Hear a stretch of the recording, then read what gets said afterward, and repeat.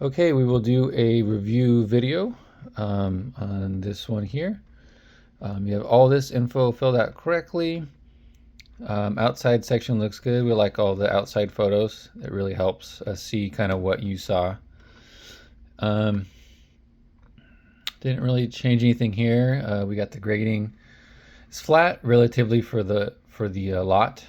We can kind of see the grading sort of in other photos, which helps these.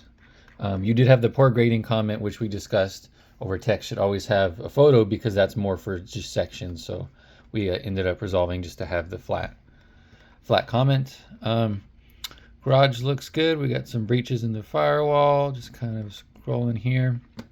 Good job in the panel. You know, you got both photos here. Perfect.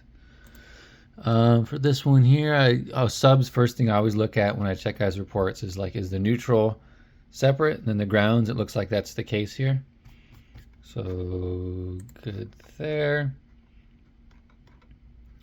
Lots of outlet problems. It must have taken you a long time to get all these, you know, and then good catch on this older NM wiring. I like to make sure I have the voltage tester, and I'll include that in the photo because there are times where it might not have power and be in use anymore.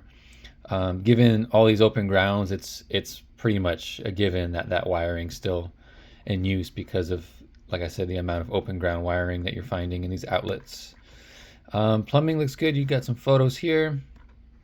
I know the crawl space was tight, so you had to zoom a bit to get these. Yeah, it looks like cast iron and ABS. Gonna need a little bit more focus on the galvanized steel.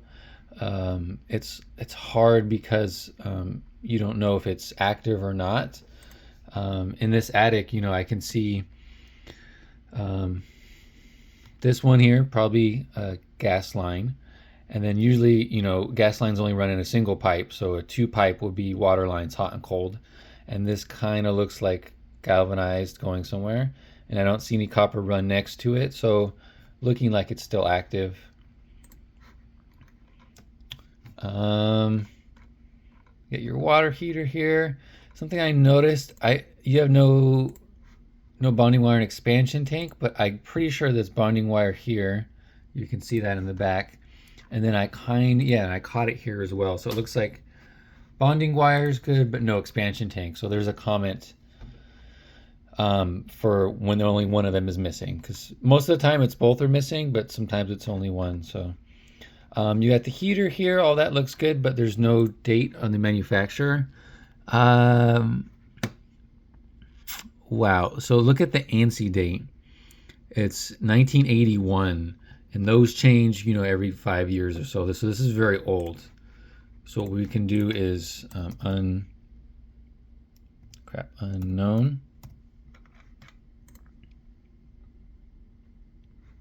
And then we're going to need the 20-year older comment. Visually, you know, when you see these plates, these like metal plates instead of the more modern stickers, that's a clue that it's really old as well.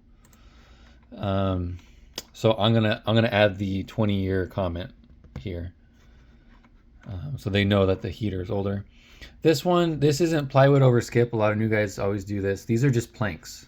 Plywood over skip means there's skips in them, and then they install plywood over it because they had like a cedar roof or something like that, and then they ended up putting plywood and shingles.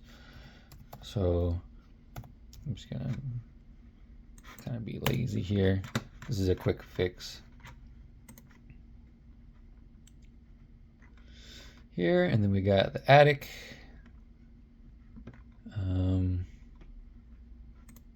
Non-standard attic fan. Yeah, I might have put this as a blue comment, like I said, so that way it pulls their attention a little more because it's a defect. I think we'll be okay. It looks like it's secured well. It's really not how you do an attic fan. Roof looks pretty good.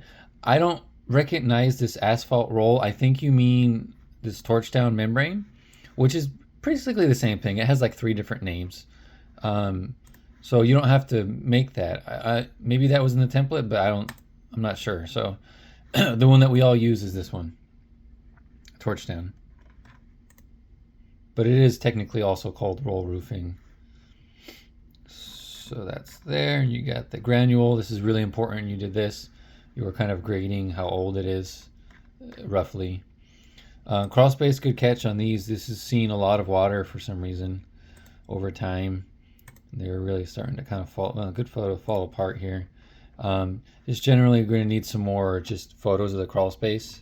So kind of when you get in there, you kind of just do a 360 and take a couple photos so I can see a little more. Good catch on this stuff here. Kitchen, all that looks there. Appropriate. That looks like yeah, a little bit of growth. Good eye on that. All the bathroom stuff is done. The wall, we discussed this too. We really wanted photos, but you kind of said it was throughout the home. So I'm just gonna have that here. I don't really know how to spell throughout. I was a math major, not an English major, so forgive me. Okay, got your all the smoke and carbon filled out. Your gas valve, your plumbing, good job calling out the corrosion here. It's pretty bad. Fireplace stuff you have, all this is labeled pretty well. And then you got all the defects on the inside. Something I noticed without having been there measuring, it's kind of hard to tell, but chimneys have a rule that there's a 3-foot minimum from the roof. I don't know, the crown, it's hard to tell, but this looks maybe a little bit under 3 feet. I'm not really you can kind of estimate with these blocks. So if you're ever in question, you can always measure it. Because technically if it's too short, they're supposed to build it up another course or two. But yeah, that looks pretty good.